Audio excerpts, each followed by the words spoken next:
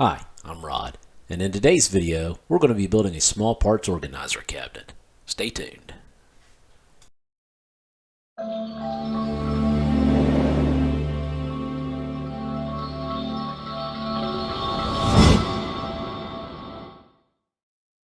Like many, I seem to spend a lot of time hunting for nuts and bolts and other miscellaneous parts around the shop.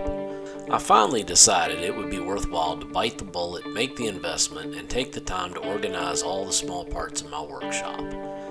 Therefore, I had some very specific criteria for this cabinet. Lots and lots of small drawers for small bins to organize small parts. Some larger drawers for larger parts or larger quantities. I wanted the ability to roll the cabinet around the shop, wanted to avoid the two-step process of having to open a drawer and then open a lid to get to the parts that I needed. I wanted to be able to label the drawers and bins, and I wanted the ability to remove bins to take parts to a spot where I'm working without having to take the whole cabinet. I'm very happy with the resulting solution. Ultimately, it took longer and cost more than I thought it would, but I'm confident that over enough time it will prove to be a fruitful investment. It has certainly made my time in the shop more productive and more enjoyable. Let's get started with the build. There'll be a link to all the parts lists and written instructions in the notes below. To start, I cut up all the 3/4 and 1/2 inch plywood that makes up the structure of the main cabinet. While I had the table saw set up for plywood, I also cut out all the drawer bottoms out of the 1/4 inch plywood. After changing the table saw over to a dado blade, I cut a 3/4 inch wide by 1/4 inch deep dado in the sides of the cabinet and both sides of the vertical dividers at 17.5 inches from the top and 35.5 inches from the top to create mortises for the horizontal dividers. Before I put the cabinet together, I want to go ahead and mark and pre-drill for the 54 pairs of drawer glides that this cabinet will require. To do that, I used a scrap piece of aluminum and drilled small holes in it at the locations where the drawer glide screws need to go. I then used a small nail instead of a drill bit to tap the indentions into the plywood.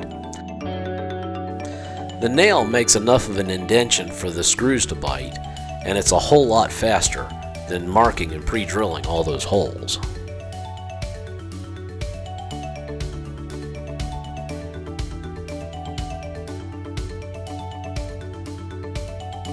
With that done, it's time to assemble the cabinet.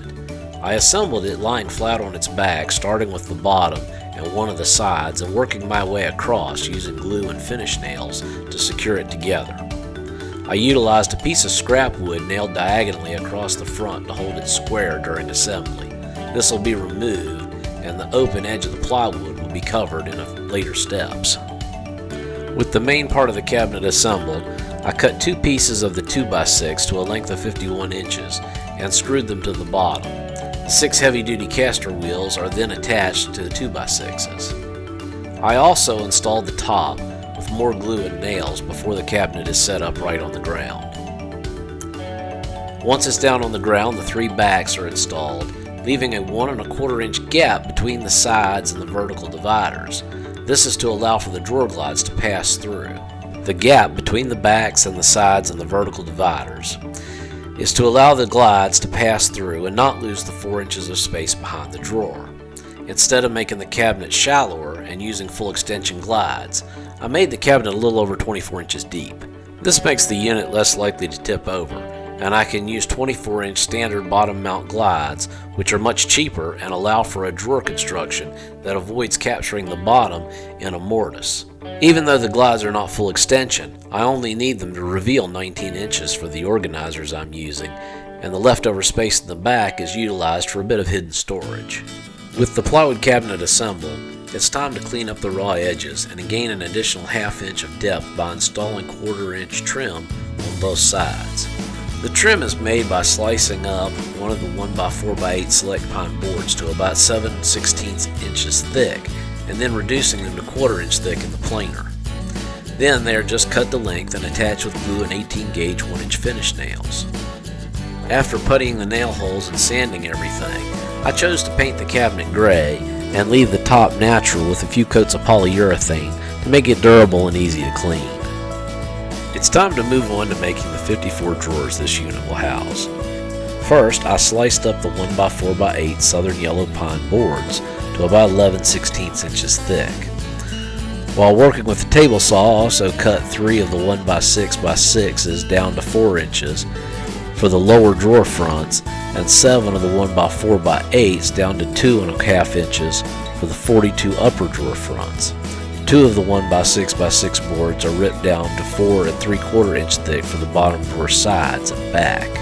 On the planer, the 11/16 inch thick Southern Yellow Pine boards, along with 5 of the 1x4x8 boards and the 4 3/4 inch boards, are planed down to 1/2 inch thickness for the drawer sides and back.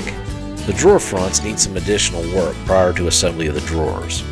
The first thing is to use the table saw with a 1/4 inch dado blade to cut a 1/4 inch wide by 1/4 inch deep slot in the back of the drawer fronts, 1/4 inch away from the bottom of the front of the drawer for the drawer bottom to slide into.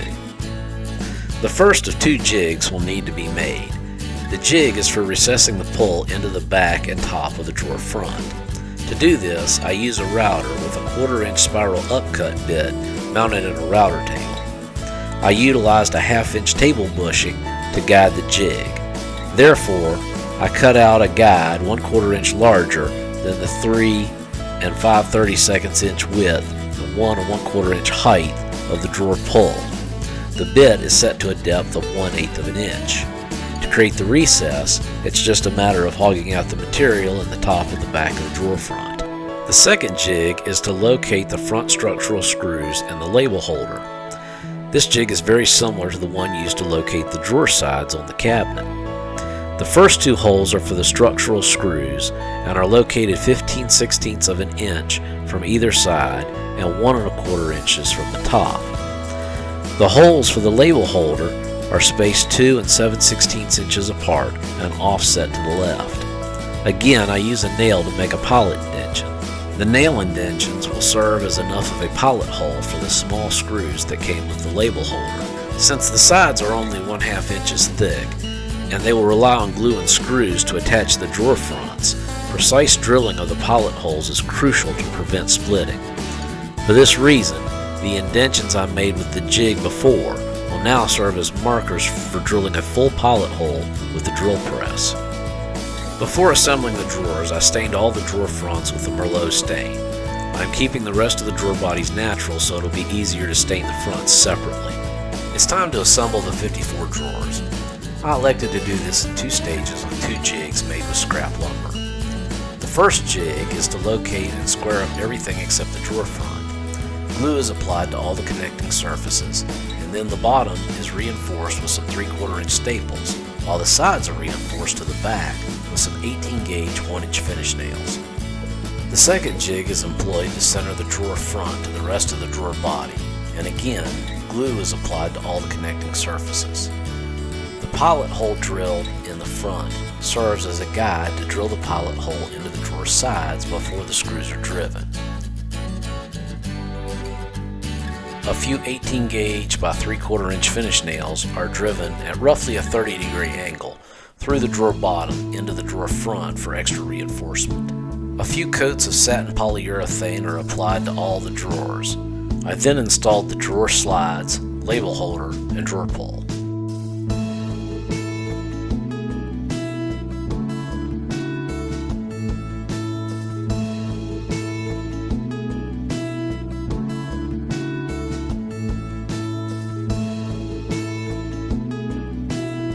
With the drawers complete, there are a few items we need to go back to the cabinet and wrap up.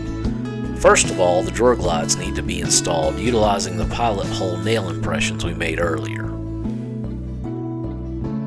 The hidden shelves in the rear utilizing the 4 inches of leftover drawer glide space need to be built.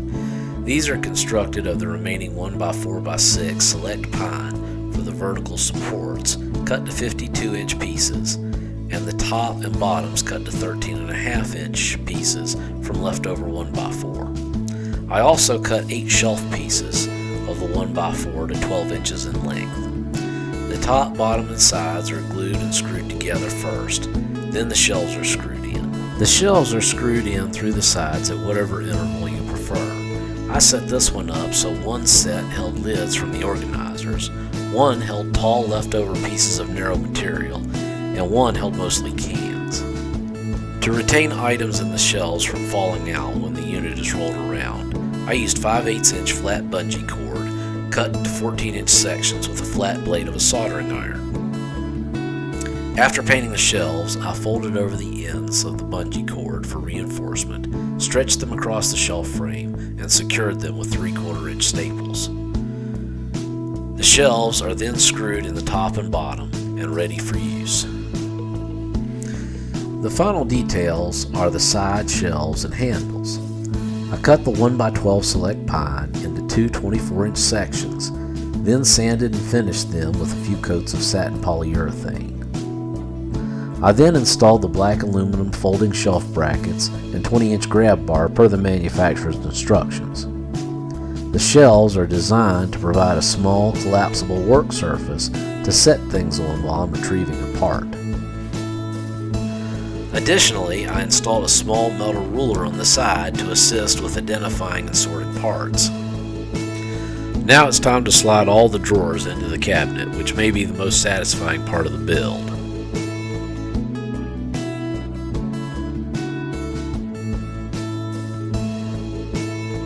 With the drawers in place, it's time to place all the small parts organizers in the drawers. I removed the lids from the organizers so that opening the drawer and getting a part would be a one-step process, instead of the two-step process of opening the drawer, lifting the lid, and then getting the part. I also didn't want any additional barriers preventing me from taking the time to put parts away. I keep a stash of the lids on the back of the cabinet. That way, if I want to move one of the bins to another location, I can put the lid on it and keep all the items secure inside the tray. I hope you find this project useful.